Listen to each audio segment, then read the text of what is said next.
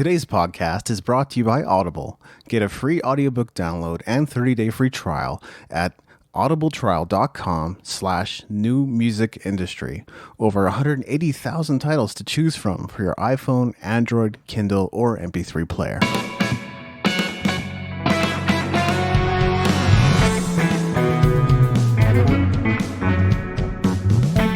You're listening to the New Music Industry with David Andrew Weeb.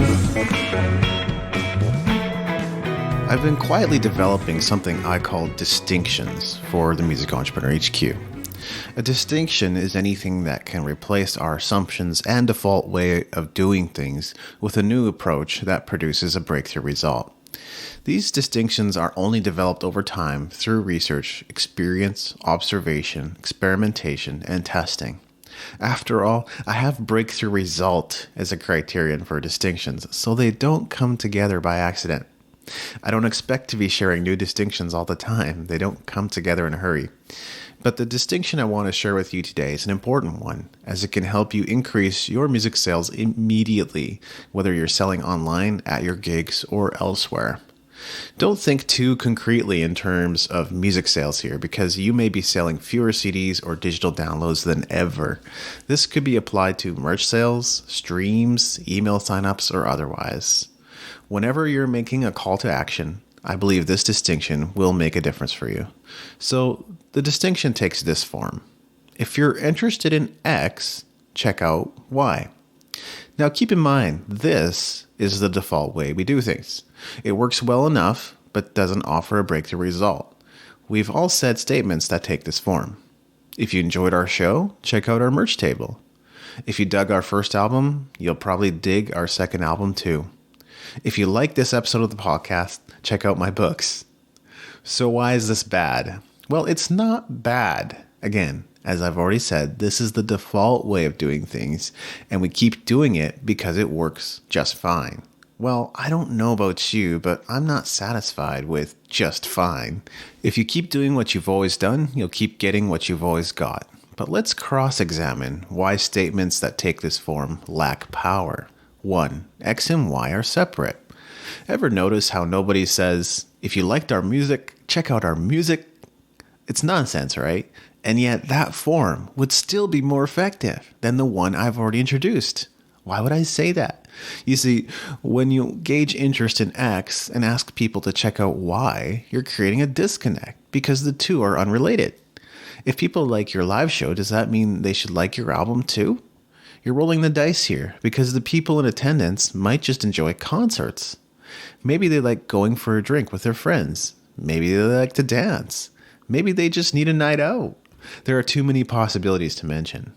X and Y are separate, so gauging interest in X and trying to sell people on Y is kind of like asking whether they like food and if they'll check out your new barbecue grill. I love food and I enjoy the occasional barbecue dishes, but that doesn't mean I'm a good prospect for a barbecue grill. I can tell you right now that I'm not, and the disconnect can extend well beyond that. 2. There's no pressure in the message. Don't you wish you could speak in a way that results in others acting? Well, you can. It's just that to this point, you probably haven't thought about it. If you're not talking to cause action, why are you talking? I get that you wouldn't necessarily talk in this manner in everyday ordinary conversations, but when it comes time to ask for what we need in a meeting, during a phone call, or at a show, we often climb up and cower in the corner. Oh, I don't want to offend them, you say to yourself. Meanwhile, you're losing whatever power you had in the conversation. Now, that's the problem with this form. If you're interested in X, check out Y. There's no pressure in the message. But I don't want there to be any pressure, you may say. Well, do you think it's fair that you're faced with pressure every single day? When you choose whether to hit the snooze for your alarm, you're in the presence of pressure. When deciding what to have for lunch, you encounter pressure. When your coworker asks whether you can stay late to help them with their work, you're faced with pressure. Contrary to popular belief, pressure is not bad. Pressuring, on the other hand, can be a problem. I would define pressuring as convincing someone of something they don't already believe in. That's called manipulation, and this distinction has nothing to do with manipulation, even if it takes guts to implement it.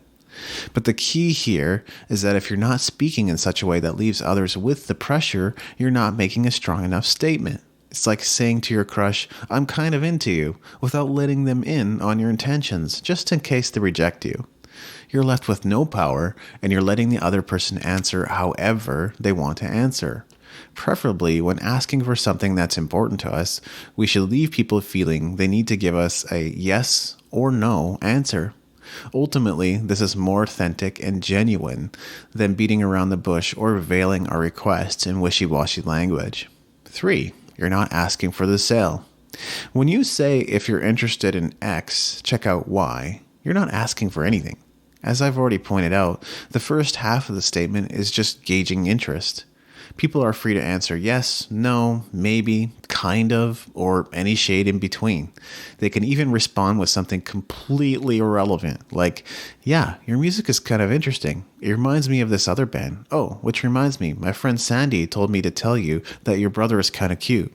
See where that conversation went? Know it or not, what you've been saying this whole time is this: if you're interested in X, and only if you're interested in X, you should check out Y, and I'm not going to tell you what to do with Y. Are you starting to see why this form has limited effectiveness? You're not asking for anything. There's no pressure in the message, so it doesn't have the opportunity to go anywhere. The pressure is not with you, and it's not with the audience either. It disappeared into thin air. No wonder it's just fine. When asking for something, the pressure needs to be left with the person you're talking to, and you need to be willing to face the answer regardless of whatever it may be.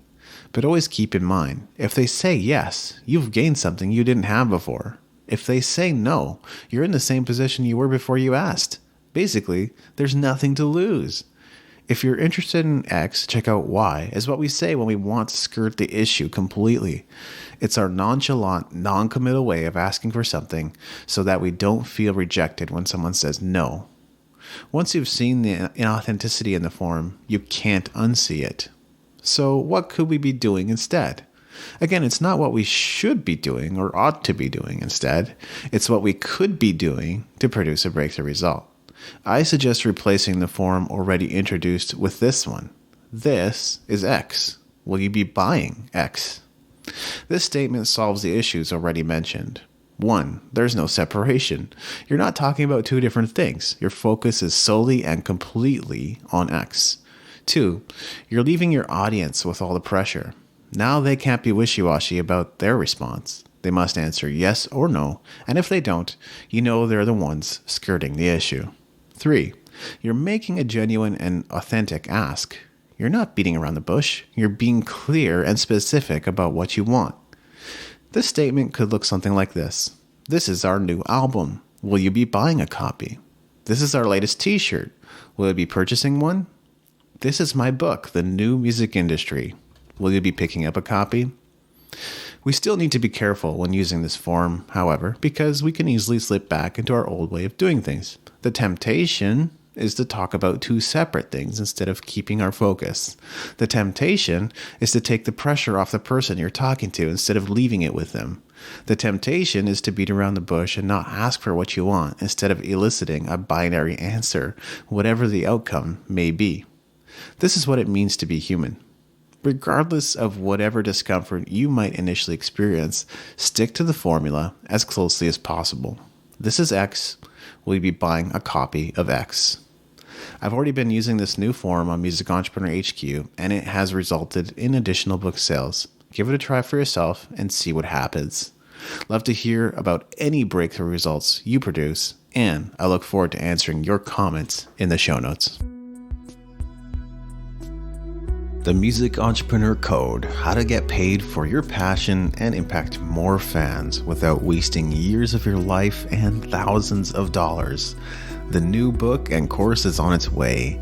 Will you be joining the waiting list? Go to musicentrepreneurhq.com/code.